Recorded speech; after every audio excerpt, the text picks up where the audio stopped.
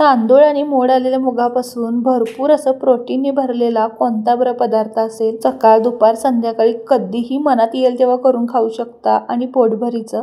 घरी अचानक पाहुणे आल्यानंतर त्यांनाही वेगळं काहीतरी आणि पोटभरीचं खाऊ घालू शकता. तर इथे नवीन चवीचा मस्त असा मुगाचा भात करायचा आहे आणि कसा करायचा आहे तो मी तुम्हाला दाखवणारच आहे. कोणती बरं नवीन पद्धत आहे आणि झटपट आहे. कोणतंही वाटण वगैरे न करता मस्त असा फोडणीचा भात, चमचमीत आणि झणझणीत. तर कसं करायचं ते पाहण्यासाठी इथे व्हिडिओ तुम्ही शेवटपर्यंत पहा आणि एक लाईक करा. चव मात्र मिस करू नका. एकदा ह्या पद्धतीने नक्कीच करून पहा. तर इथे मी कोलम तुकडा घेतलेला आहे. तुम्ही तुमच्या घरच्या वापरण्यातला कोणताही तांदूळ इथे वापरू शकता.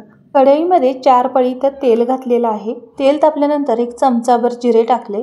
जिरे छान असे फुलल्यानंतर इथे 2 ते 3 मोठे कांदे बारीक चिरून मी टाकलेले आहेत. कांदा 1 मिनिटभर छान असा परतून घ्यायचा आहे. कांद्याला मस्त असं सोनेरी कलर येईपर्यंत आपल्याला परतून घ्यायचा आहे. कांदा छान असा परतून झाल्यानंतर यामध्ये मी 2 मोठ्या आकाराचे टोमॅटो कट करून टाकणार आहे, म्हणजेच बारीक चिरून टाकणार आहे. इथे आपल्याला कोणताही खडा मसाला वगैरे काहीच वापरायची गरज नाही. फक्त आपल्याला कांदा, टोमॅटो आणि एक सिक्रेट मसाला घालून हा भात बनवायचा आहे. तर ही रेसिपी पूर्ण पहा, त्याशिवाय तुम्हाला कळणार नाही.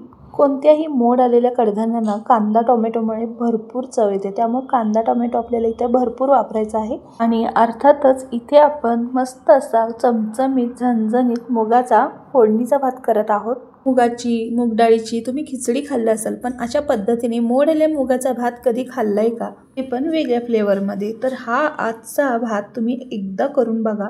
इतर मसाले भातही तुम्ही विसरून जाल. तर इथे कांदा टोमॅटो व्यवस्थित परतून घेतल्यानंतर यामध्ये मी अर्धा चमचा हळद आणि चवीनुसार म्हणजेच 1 चमचाभर मीठ घातलेलं आहे.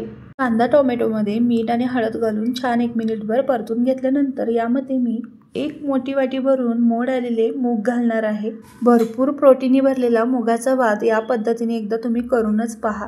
या नवीन फ्लेवरमध्ये नवीन चवीचा भात पाहून पाहुणेही थक्क होतील. नवीन काहीतरी चाखायला भेटेल. त्याचबरोबर मुगामध्ये भरपूर प्रमाणात प्रोटीन असतं आणि त्याच्यापेक्षाही मोड आलेल्या कडधान्यांमध्ये भरपूर असं प्रोटीन असतं. आणि अशा पद्धतीने केलेला भात मुलंही आवडीने खातील. मूग आपण तेला कांद्यामध्ये 1 मिनिटभर छान असं परतून घ्यायचं आहे. मूग असे तेलामध्ये परतल्यामुळे खूप छान चवीला होतो भात. छान असा फ्लेवर येतो भाताला.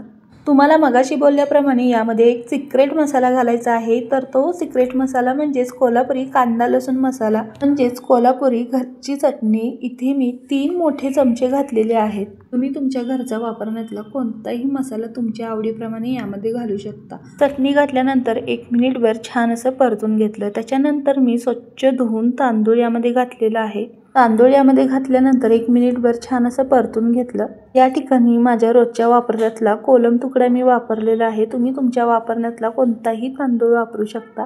नेहमीची चपाती, भाजी किंवा भाकरी करून खाऊन कंटाळा आला असेल तर या पद्धतीने पोटभरीचं आणि भरपूर असं प्रोटीनने भरणारं झटपट असं तुम्ही काहीतरी संध्याकाळच्या वेळेला किंवा दुपारी करून खाऊ शकता. पोटभरीचं आहे, प्रोटीनने भरलेलं आहे. जास्त पसारा न करता, जास्त कोणताही घाट न घालता अगदी झटपट 5 ते 10 मिनिटांमध्ये होतो. आणि नवीन फ्लेवरमध्ये नवीन चवीचा हा भात तुम्ही नक्कीच एकदा ट्राय करून पहा. तांदूळ टाकल्यानंतर तेलामध्ये 1 मिनिटभर छान असं भाजून घ्यायचा. मग तांदूळ भाजून घेतल्यानंतर यामध्ये तांदळाच्या दुप्पट पाणी घालायचं आहे. पाणी मी गरम करून घातलेलं आहे. पाणी घातल्यानंतर सगळं व्यवस्थित मिक्स करून घेतलं.